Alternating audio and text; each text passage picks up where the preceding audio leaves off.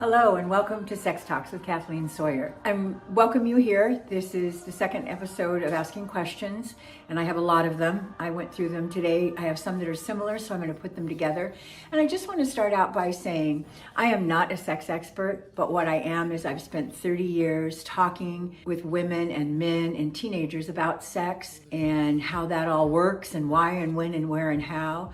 I know when I was talking with some teenagers, some Christian teenagers, and I'm sure some were unbelievers too, which is totally cool. Yay, pre-believers. One gentleman sent up his question, a young teenager, that said, if sex is so good, why does God say no? So we started talking about that and what that is and looking at when that was shared. And if we look at it, biblical days, kiddos were married at about 13, 14, 15 when young men's sex drive was large and women were just discovering. So it was a very different world back then. And I think today we need to learn self-discipline. And I know that's very hard. I worked with a couple that her husband had passed, and she, a couple years later, started dating and met a wonderful man, and they made a decision not to have sex prior to marriage. And we talked about how difficult that was because it was a year. And what they decided was they were just going to draw closer to God in that year and study the Word together and do this. And I have to tell you, today they've been married over a year, and God has blessed their marriage tremendously. And I believe it's because of their obedience. And I know it's difficult because we have that desire.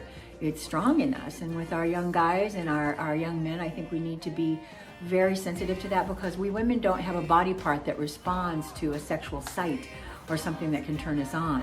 Yes, we get turned on, but men are very visual. And so their bodies respond with an erection starting very, very young. And I can imagine that would be very difficult in 7th grade when you're in history class and you really don't want to have an erection because you're talking in class, but you look over at somebody that sort of turns on that switch for you. So I think it's about self-discipline and taking care of our bodies and respecting what God wants for us. I know in working with sex addiction with men and women, it really is something that starts very, very, very young. And so we have to hold on to it very young. Okay, I will continue with the first question. And I have about 3 that are about the same from people. And they're on all kinds of different papers because throughout the years they've written questions. So this one is, my husband really tries hard, lovingly and gently to get me to orgasm, but I have lost hope. I hate having him feel like he's not doing it right and getting nowhere.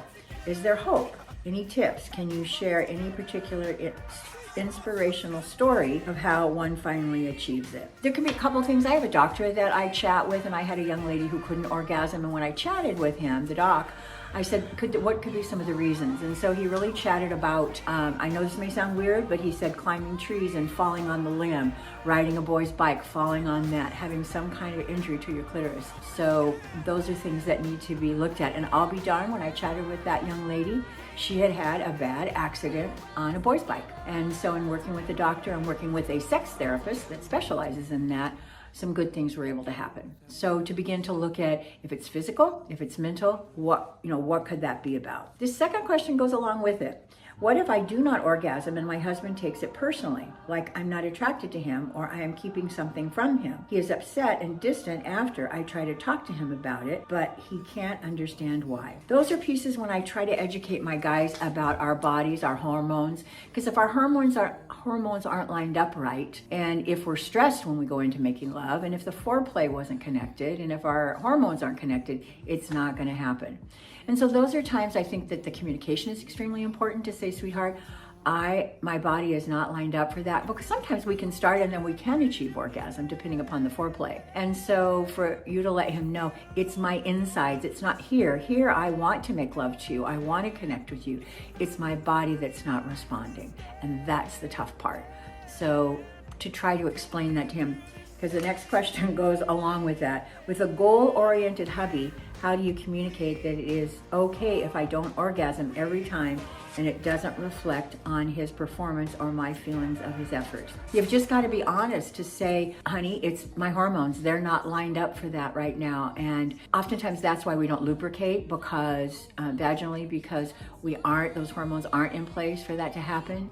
So those are times that with permission that he's okay with, that you can have what I call a quickie. But I have some men that won't, because they truly want their wife to join in on that. So if you can't orgasm that evening, and it does happen, I would talk prior at a non-sexual time about your body, and maybe even look up some information to show him so he'll see that you're not just saying that to be kind to him, because I do know a lot of men that feels like an achievement for them. I got her to orgasm, yay!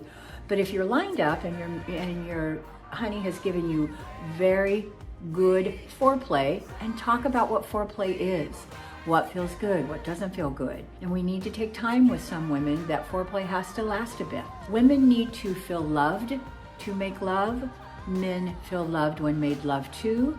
Sometimes that can switch. There's an actual hormone that's released in a gentleman's semen. I think I said this the first episode, that makes him feel satisfied. And so that can be a part of that. But I think just talking about it, it has nothing to do with you, my love. Nothing. It's my body, or I'm stressed, or I'm tired. That's why sometimes scheduling it can be a good thing, because you can be rested, maybe take a nap that day, both of you, or whatever you need to do, shower together, or to prepare yourselves for that intimate time. Next question, when should you seek counseling about your sex life? I think if you're at opposite ends and it just keeps being combative, because you don't want that. That's such a gift from God, our lovemaking. It truly is. And for you to be able to go, okay, this is important, and we're not on the same page. Let's go talk to somebody that can help us figure this out, and then we can talk out loud about what I feel, what you feel. What were they raised with? Was a young lady raised with guys are just pigs, that's all they want? Because that sets an inner dialogue that she can't become extremely safe with that person. We have to become safe with our partners when we're making love. Extremely important. Sex hurts. Any suggestion is the next question. Doctor. Go see your doctor, go see your gynecologist, and let them know. They might discover something that you're not aware of that's going on for you, because it does hurt. They might suggest gels. I know I was talking to a gal the other day in session about gels, and she said she hated them. She didn't like anything about them. So I might go see your gynecologist and say, okay, when I have sex, it's painful, and this is the kind of pain I feel, so then they could be extremely to pinpoint what maybe they can do for you. Any tips for orgasming more readily? Depends on yourself. I had one gal believe they were coming to the workshop, a sex workshop I did at Skamania Lodge for the weekend. And she came up to me and whispered, she goes, well, we had a lot of sex before, so that, it'll be good this weekend. And I said, can you explain that to me? She goes, well, because if we've had a lot of sex, then I know he'll be ready for more. Not necessarily so. So I think that's a question I would begin to go, what brought that belief on? Because women who are in sex addiction marriages can have a very constant sex life with their husbands, and their husbands still are sex addict outside of the marriage. And so those are pieces that aren't necessarily connected. My husband thinks sex makes up for anything, not getting along, etc. I feel I need to be getting along before sex and have talking before sex. It's almost like foreplay for me. I usually want to talk about something, and he thinks it's stupid. Well, I would explain just what you said to me. Babe, it's like foreplay to me. A kind word in the morning is foreplay. Sending her a text saying, I love you, is foreplay. She asks you if you'd clean out the left side of the garage this week, and you clean it out. That's foreplay. I had one woman who sent me a text one time and said she was extremely upset with her husband because she needed these things done, and why wouldn't he do it? And she's been asking him for a while. And so when I deal with marriages like that, I'll often have a wife put her honey-do list with the date of when she asked. Because one man, when we did it, before we put the dates, he said, you know what, Kath? 10-minute item on my to-do list. She promised she wouldn't nag at me. She didn't for a year. And the task took me 10 minutes. So I'm more apt to look at the date she asked me to do it, so that I can stay on top of some of those things. Men are visual, and sometimes when we ask them things, if they're watching a football game, or their brain is fishing, or their brain is somewhere else, they go, yeah, honey, yeah, I'll do that, you bet, yeah, no problem. And it's gone. So do them a favor and help them out. Last question, because we're closing in on 10 minutes. After being pregnant for the past 2 years and feeling exhausted and overweight, I actually try to look pretty and presentable, though, when I'm home all day with the kids. How do I encourage my husband to notice I'm trying to be pretty for the both of us? God love him. It's not because he doesn't love you. It's not because he doesn't see you. It's because he comes home and that's his routine. So what I might say is I would prime the pump and say, babe, when you get home tonight, I just want you to notice if you see anything different about me. Help him out.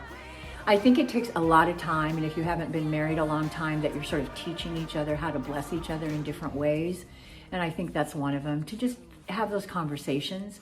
I might have, I think it's great if at the end of your day you can debrief with each other, and not just about kiddos, but about your life, about making love, about connecting, about not connecting. I might do something fun like hand each other a piece of paper and a pencil and say, what's the number one thing you wish that we could be working on right now? Don't say anything, and then swap papers after you write them down and go, and then respect each other's answer. We oftentimes, when our partner is sharing, will go, no, sir, I didn't, well. And what happens in that place is you never validated your partner. So if your partner speaks and you go, okay, yeah, I can see that. Let me think about it, let me pray about it. Or if you have an answer right away, that's Holy Spirit, because you want it to be soft, because you want this conversation to be good. I know when I work with conflict styles, we often talk about the different ways that we have conflict and how we deal with it. So next time you want to have a heavy-duty conversation and you can stay calm, because that brings everybody down in a healthy way. Hold a fan, hold a pen, hold whatever, and go, whoever's talking gets to speak. And when I'm done speaking, I'll hand you the pen. But please, let's stay concentrated on what each other's saying, so that you're not thinking in your head the answer while I'm still talking, because then we're not connecting. So it's a time in our marriages and in our relationships to see the only way we grow closer, the only way I grow closer to God is being with Him every single morning, because He knows what's in my day. He knows what's going to happen at 2 o'clock. So if I spend time with Him, and if you begin to spend time with Him, 1 minute, 2 minutes, 3 minutes, to just be still and know that He is God, He will even direct your sex talk and your sex life. This is Kathleen Sawyer. Take care until next time.